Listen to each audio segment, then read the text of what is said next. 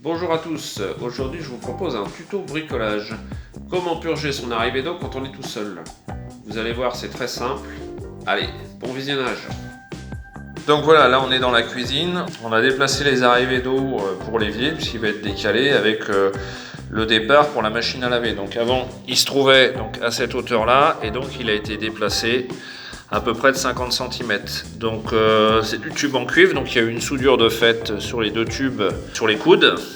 Et donc quand on soude, on laisse des débris de calamine à l'intérieur des tuyaux, donc ça fera pas de bien au matériel, entre autres au lave-linge qui va être branché dessus. Donc je vais vous montrer comment purger les tubes avant de brancher le reste. Donc pour ça, j'ai prévu un seau, une serpillière ou une vieille serviette. J'ai récupéré un flexible d'un ancien robinet et une presse. Ce que je vais commencer par faire, c'est démonter le bouchon qui est sur le tube. Pour démonter le bouchon qui est sur le tube, je vais utiliser donc une clé anglaise et une multiprise.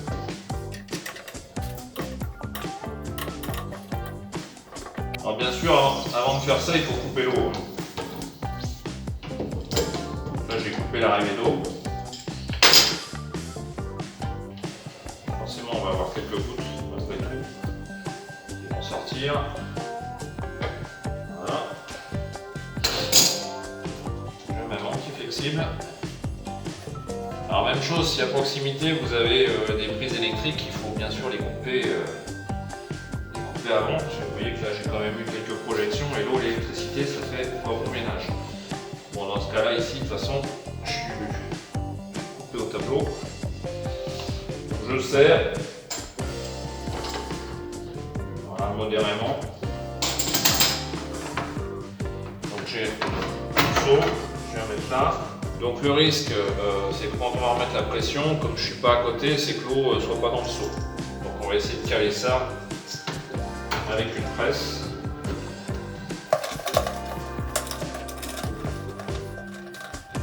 On serre modérément, parce qu'il ne faut pas non plus empêcher l'eau de sortir. Et donc là, je vais ouvrir l'arrivée d'eau pendant quelques secondes.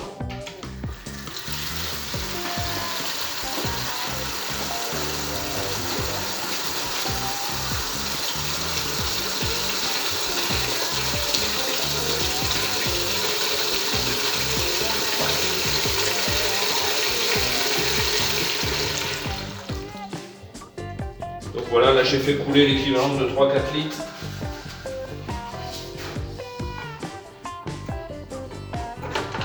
Je vais démonter mon dispositif.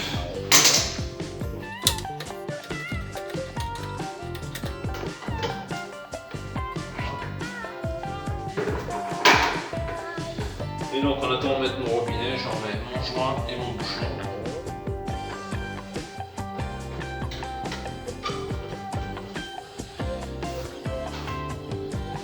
Pour le serrage, c'est important d'avoir deux clés, un qui maintient le tube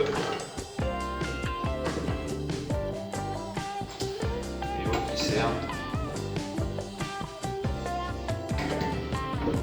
On écrase modérément le joint. Voilà, c'est bon. Je vais remettre l'eau pour vérifier qu'il n'y a pas de fuite.